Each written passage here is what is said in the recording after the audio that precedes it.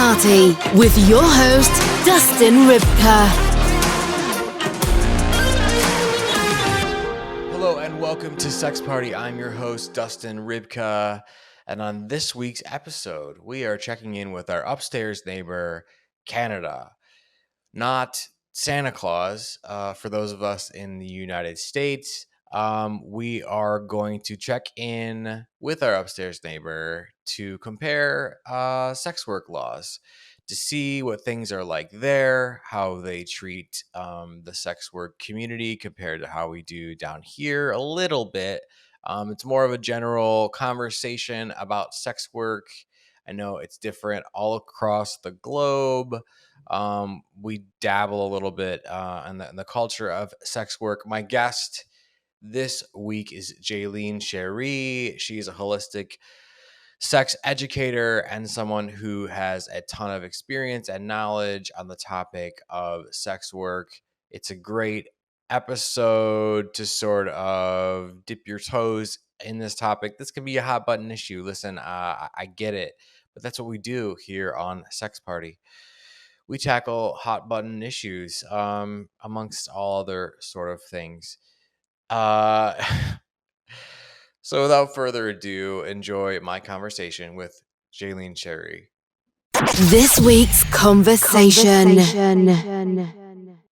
Jaylene Cherie, welcome to Sex Party. How are you? I'm good. What about yourself? How's it going? I'm stressed, but we're It took a while for us to get on the podcast, but we're here. Yeah. For the people who are listening or watching and they're like, what's wrong with Dustin? No. Could you talk a little bit about who you are and what you do? Yeah, definitely. So I am basically a holistic sex educator and coach. When people ask me what a coach does, I kind of say it's kind of like a counselor, but more forward thinking. I provide a lot of free sex education on YouTube, Instagram, etc. So I've been doing that for about 4 years now, making that happen. Yeah, and like your Instagram has like a really fun sort of energy, and like you handle the topics of like, I mean, many different things, but like kink and sex work and all of the things that come with that, right? But you handle it like in your own sort of like fun, I don't want to like say bubbly, but like you get it, right? Yeah, For sure. Like, I would like to clarify that is probably part of what I'd like to put into it. I feel like sex is just such an awkward thing in the very beginning of it, and especially when we're dealing with, like you said, I mostly specialize in alternative sexualities, so like kink, BDSM, sex work. I like to talk a lot about, and so I think it's just definitely a better way to just break open the ice, because I feel like a lot of people have a big shroud of taboo around a lot of that stuff. So yeah, I mean, definitely. Where do you think that everyone's getting all of this sort of shrouded darkness around sexuality and sex? I feel like when we grow up, it just kind of shows it, right? Like, I don't know about you, but it's all the things of like sex is so in your face, but at the exact same time when you are interested in exploring it or etc. Like, sex ed really did not want us to fuck when we were teenagers. Like, we're at the brink of our sexual being, basically. Like, we're waking up, our hormones are there. So it already kind of like gives us this idea of like, we have all this stuff, but no one's giving us any access to it. So of course it's going to seem inaccessible for our own lives in particular. I know some people who can't even talk about sex, like it's hard for them to communicate that with other people. Right.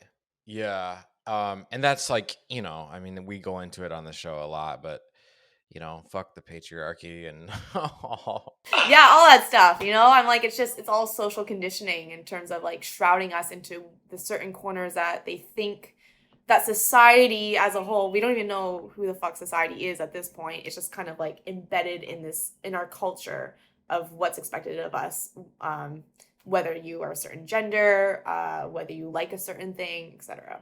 Yeah, I mean, and one of those things, a big, huge topic within that sphere of influence of sexuality is sex work, right? I mean, we've jumped into it once before on the show with a really amazing guest, and I want to talk about it with you, sort of destigmatizing sex work, because the the part of it that kind of drives me nuts, right, is you'll have really intelligent, well-lived women, right, who maybe are mothers, or maybe they're not, or whatever, but they're just sort of in society, and they'll talk shit about someone having an OnlyFans or someone taking money for it. And I'm like, wait, do you really realize what you're saying? You know, it's like, that dirty whore has a fucking OnlyFans and she's slutting around and blah. And it's like,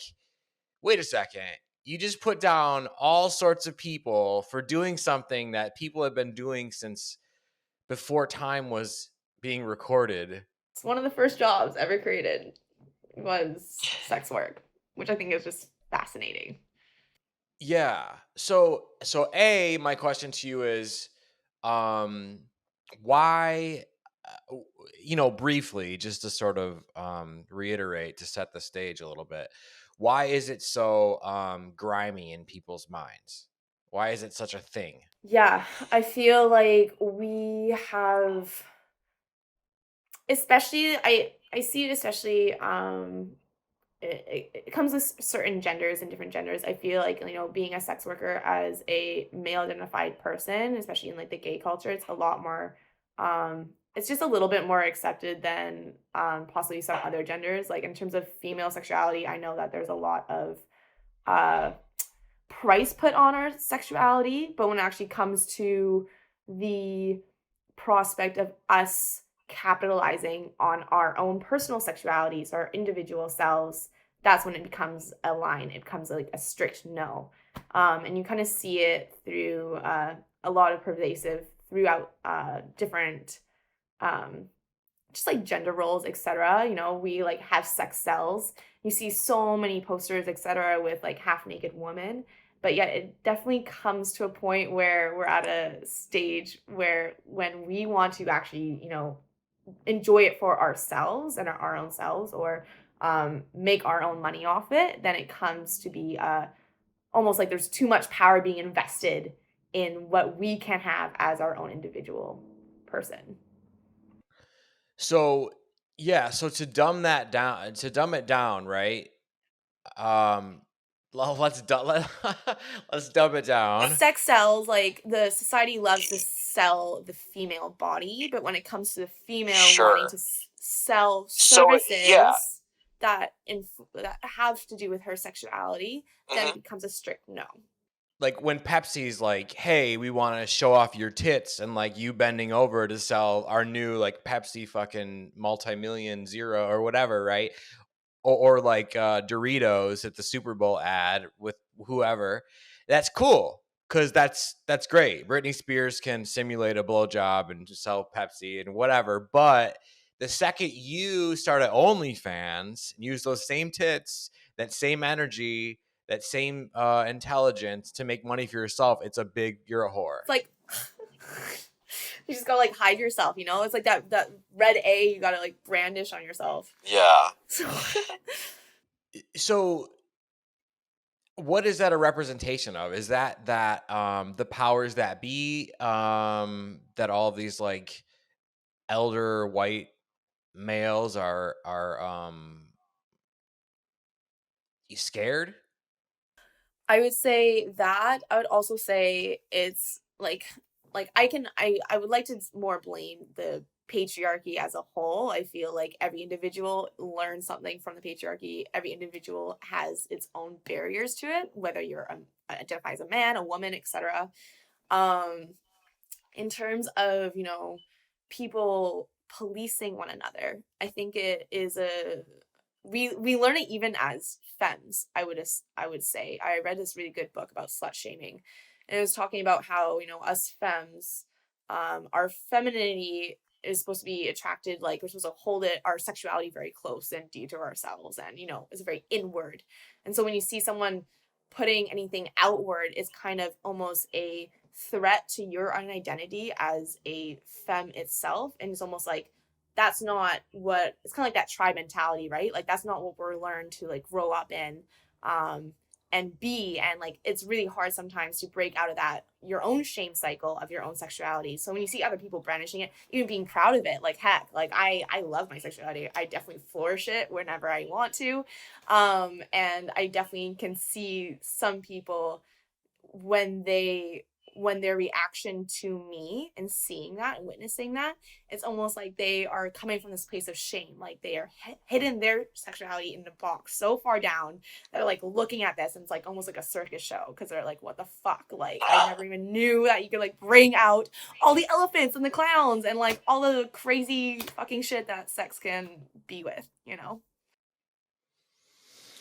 Yeah, I mean, I think a lot of people are confused as to how sex work even operates, right? So basically, like, let's say I'm looking for a sex worker, okay, or you're looking for a sex worker. Where would we even go to look? Is there certain websites? That's my first question because I think that'll help it. I know there's, well, it's different because are you in? I'm in Canada, so I have. Okay. There's different web websites. Yeah. Well, we'll get to that. But no, I'm in Chicago, so Chicago. Okay, so Trist, which is really great for independent providers. So there's no ad agency, no agencies that you're working with. So you know the provider who you're working with is working for their own individual cells, which I really like that aspect. And I also kind of feel like the site itself is really great for supporting sex workers. So I always just really like that one website because it helps support the community at the same time. Another thing that you can see is Twitter. Twitter is a really huge one for people to go on and kind of like search for full service providers, dominatrixes, etc. Easy little hashtags. Instagram, you can kind of probably find someone, but you would never actually really know because it's just so censored that you would have a really hard time if you're just trying to like look for one. But I would say Twitter or Tryst for North America. okay, yeah. And so what are the differences then with that being said, right? Twitter and Trist and maybe Instagram. Like what are the differences in the law, right? First between Canada and America with sex work. Is sex work legal in Canada? Is it just as illegal as it is here? Well, so you guys have so many different states, so it is kind of hard to. Overall, it's illegal for you guys to sell or purchase sex in any sort of format. You guys passed a law in 2014 in Canada. They passed a new law, and it was basically based on the Nordic model, which means that they're helping against human trafficking. So basically, you are allowed to sell sex, but you are not allowed to purchase it. So the person, i.e., the John or whoever the client, I like to call them, the client, when they are, purchasing it, they're the ones who would actually get in trouble. The provider, so it gives the space, the provider, to go to the police without, or the law, without even having any repercussions on themselves. The problem with that, though, is because no third party advertiser is actually allowed to sell your services. So actually, like, that's why a lot of websites don't support sex workers and like having on websites and communicating with clients, which is really actually more dangerous for us Canadian sex workers in the very end of it all. Because if you're doing in-person work and you can't negotiate beforehand limits, safety precautions, screening, because a lot of clients don't want to do screening because they don't want their info on the internet. It's a whole backlash conundrum. So right now, currently, they're revising the 2014 legal act. So we're really hoping that some changes will happen to the Nordic model up here. But yeah. Yeah, I mean, huge difference in the law, right? But still, it's still a mess. Yeah. So so you and I are separately on Twitter looking for a sex worker, right? And I find someone that I like and I'm like, but then I'm like, how do I know this is a real thing, right? And you find someone or whatever, same thing. So we both have this problem. So how can people who are looking for workers to provide a service for them, how can they how can they trust that it's not going to be like, some 6'8" guy with a fucking rifle in a garbage can in an alleyway, like, right, or worse, right? That's Yeah. yeah. Um, There's many Because different formats. Yeah. yeah, because on the flip side, I'm going to ask you right after that is how can the provider, feel safe with figuring out that, oh, this person Right. is looking who is not a fucking 6'8" guy in a garbage can with a rifle in an alleyway. Yeah. Yeah, definitely.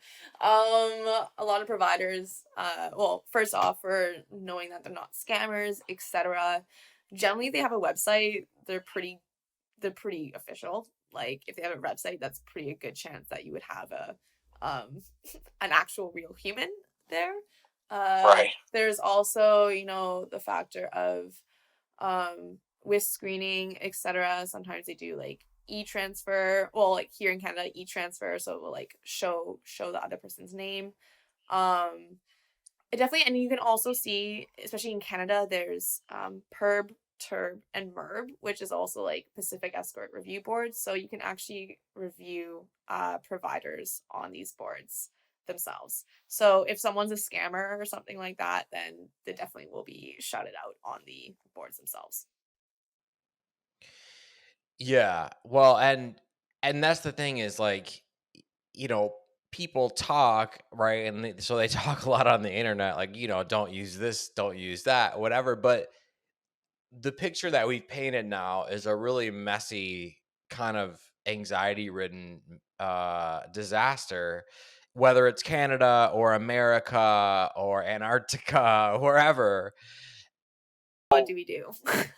Yeah, well, yeah, and the thing is to bring not only legalization and all the things that would be amazing, right? But just a better understanding would really clear those things up. To unionize, I mean, there's so many things, right? And so do you think that those discussions start to happen in Canada, in America, wherever, like we said, without a better understanding of the culture of sex work? And so well, like I said before, like the 30-year-old mom was like, what a slut, Karen made a OnlyFans and she's finger painting with, or whatever, right? All the bullshit. Yeah. um do we have to make this person understand how it's beneficial first, or is it just like let them figure it out later? No, I think there's a huge aspect of humanization that we need to give to sex workers. Just first off, from the get go, even just the amount of dead hooker jokes, like I'm fucking over it. Like we don't need to fucking joke about that stuff, because I'm just like at this point, like there's still a lot of sex workers that get harmed just because they're sex workers. Like there's no other aspect to their bodily harm than a person attacking them in terms of seeing them as less in that sort of way, which is really unfortunate. I definitely think in terms of silly Karen, I like to pose a lot of this question to a lot of people because I've had my own experience with sex work. When people ask me, how does it feel to sell your body? I'm like, well, I sold my body all through serving, carrying all those trays to those tables, slaving away, sweating. My construction worker friends sell their body carrying bricks every single day, like up and down the stairs. I was like, if you're gonna talk about selling a body, like we sell our bodies wherever we go, whenever we're getting working and paying for it, like that's what we're doing. So how is it different in terms of the sex work itself? You know.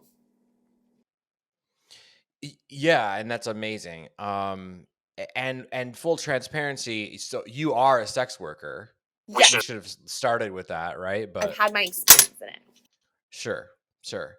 And even with things like do you have an OnlyFans? I do have an OnlyFans. Okay, so yeah, there's that, right? And you've had experiences in the past with sex work, so you've lived this thing, and so you are coming to it from a place of not only experience, obviously, but understanding, and so obviously that comes through in all of your content, which is really cool, and I encourage everyone to go check it out at Instagram because again, you do have that sort of like fun energy, right? And that's helpful because people get like really worked up about this shit. They really want to control you, you know. And unless they're paying to do so with consent, get the fuck out of here, man.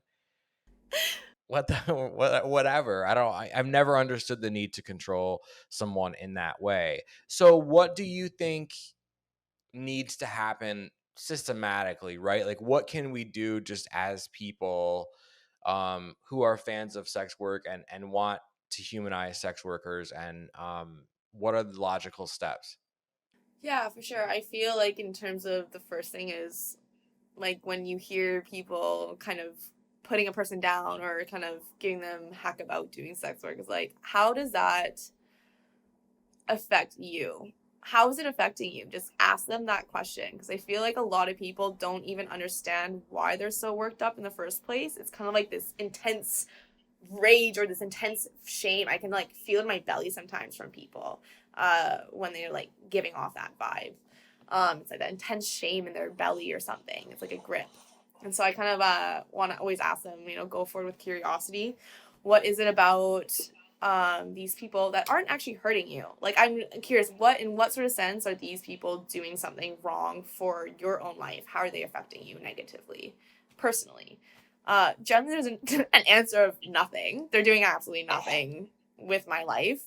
And so I kind of see that as like a really good opener, and it's kind of like, okay, so like what's actually wrong with it? Like it's only those two simple questions. Right.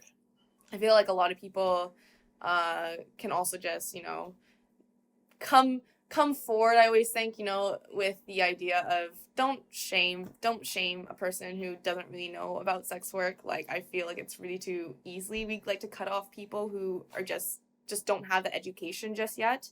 And I think it's really good to just, put them forward to some sex worker sort of blogs or something like that, where they actually kind of talk about their human lives and how it interacts with sex work. And it's very normal. I feel like a lot of people think sex workers have these alien lives of just sex all the time, or and I'm like, I like, when I was doing sex work, when I had my OnlyFans, like, I like to watch Netflix, I eat ice cream, I like to fuck. Yeah, cool. But I also have so many great things also in my life that I love to explore and do and be. So Yeah, because maybe you're a human. maybe I am a human. Maybe I'm not a little alien. Who knows? Yeah. I mean, and that's the thing is like, again, sex workers have been dehumanized, right? So like that's the whole point of this episode really, is to try and like, I guess, find a narrative, that's a bad fucking term, narrative, right? To find a common sort of ground that and we're having this discussion, but if we were to bring somebody in here who is like anti-sex work, they'd be all over the place with why, and that's I think, yeah, and people are sort of driven by their own sort of internal bullshit, right? Whether it's religion or whatever that is. And we don't have to even get into that, but it does get so venomous when there's two opposing on this topic, because I think and when you, and when you're trying to make your point, then I think the counterpoint from a lot of people who don't understand would be like, well, I just don't want my children it always goes back to that. I don't want my children exposed, while they're smoking their cigarette with fucking people being beheaded and shit on the news in front of their Oh toddler. yeah. So they don't want their children exposed. That's what I would imagine. I don't have kids, so. Children exposed. Yeah, I just think that's just such a funny fact in terms of I that could be an argument maybe for like way back in the day when there was a lot more outdoor sex work, but it's moved a lot. There's definitely still a lot of street sex work that happens, but a lot of it has moved indoors. It's the age of the internet. Porn is literally fucking anywhere. So I mean, if you're thinking if your child is not going to be exposed, like, don't give them a computer. They're going to be more exposed to that than a sex worker living their life. Yeah. And do you feel like the more that you try and take away something from a people, from a culture, like that makes them more curious. Yeah, definitely. For curious in terms of like the sex work, or like, more sex, like more curiosity. Yeah, exactly. Yeah, I mean, I remember the first experience I ever had with the internet, right, was like going to a friend's house. He's like, "Hey, man, look at this," and it was like this thing that would load, and it was like Jenny McCarthy like blowing some guy. Somebody had like put the heads on other body. You know what I'm saying? Like, of course, that would be the first thing Yeah, that we would go to on the internet, because it's new. because and it was taken. It was like such a don't talk about sex Right. sort of thing back, and it still is, obviously. But now, right, like every kid's got a phone and an iPad, all of that stuff. But I just think that trying to sweep it under the rug has come back to haunt everybody at this point. And we're at this explosion with technology and culture and whatever, that it's like, oh shit, like you're not putting anything under the rug now. It's not staying there, at least. So I just feel like the more we try to keep things away from people, the more enticed they get to search it out. And on that note, I just wonder if if you can speak to how bad that is, to like deny somebody, because that's essentially what's happening with sex work. They're making it worse. They're making it, by not legalizing it, people are allowed to like roam free and do all of these things, and people don't want to report it because they don't want to be arrested for being a sex. So you have more violence, you have more corruption, you have more dudes that are like, I'm your pimp, and all of the fucking things, right? If we had more time, we'd get into these things. But in an overview, it makes it so much more severe. The consequences of the game are so much more lethal than they would be if it were legalized or allowed or whatever. Legalization, I prefer decriminalization in terms of it still gives more Sure. authority over our bodies. But I definitely think the idea of sweeping it under the rug, the note that I wanted to make with that was like the amount of coaching clients that I have in terms of the sweeping it under the rug portion, like not only society as a whole, but if you try and do it to yourself, like the more it's like going to be a buildup of like over years. Like, people who want to like see me, I worked as a dominatrix before. So like people who want to see me as a dominatrix, like, wanting to explore this fetish that they haven't explored in their entire lives, and they're like 50 years old or something like that, which is crazy to me because they're like, this entire life I've been trying to get rid of it, trying to sweep it underneath the rug, etc. Being able to finally explore it, I see such a huge, I want to see it almost like a therapeutic shift. Like I see the same thing with my coaching clients as what I see with what I saw with my dom clients, is that there's a shift within them because they're allowed to actually just be in their own authentic self. They're allowed to explore this part of themselves that they haven't had any attachment to for quite some time. Yeah, that's awesome. And I'm wondering if we could sort of end with what it is you do. Like what is it, what services do you offer? What kind of things do you do? What does day to day look like with you? Like, if someone wanted to reach out to you um for certain services, what would they be? Yeah, for sure. I do offer still a little bit of dominatrix work, so people can reach out to me via my FemForth website to ask for that email, that link, if they would like it. I don't provide it on my actual website.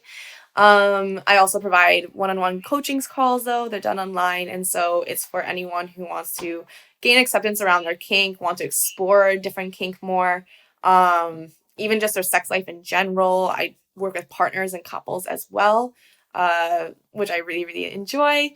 So you can always just go to my website, femforth.com, FEMMEFORTH. And I have also a YouTube as well with a bunch of fun videos. So if you want to kind of see more of my energy of what Dustin was talking about, that's where you go. Yeah. Okay, Jaylene Cherie, thank you so much for being on the show. So where else can people find you besides the website? Like, I know you're on Instagram and all that, but if you want to list everything off, that'd be great. Yes, I'm on Instagram. I'm also on Facebook. That's also on Twitter. It's all in the same username, Femforth. Also on YouTube, etc. Yeah. Yeah, we'll make And sure that we get OnlyFans everything. is lady.jaycherie. Nice. There we go. Thank you so much for being on the show. I appreciate it. Definitely. It was a pleasure. Thanks, Dustin.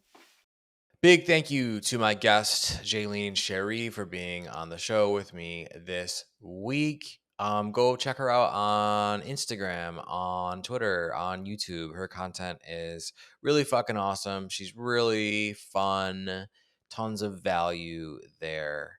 So make sure you do that. If you're getting a ton of value out of this show, if you're digging Sex Party, and you want to help the show grow, there's a couple ways you can do that. If you're listening on platforms like Apple and Spotify, you can subscribe to the show. You can leave a review. You can leave a rating. These things really, really help immensely. If you are watching on YouTube, yo, how you doing? Sure you're okay? Okay. You can leave a comment on the video on YouTube. You can like the video on YouTube. You can subscribe to the channel on YouTube. Again, these things help the show grow into whatever monstrosity it's going to grow into. You do not have to do these things. I truly, truly appreciate it if you do.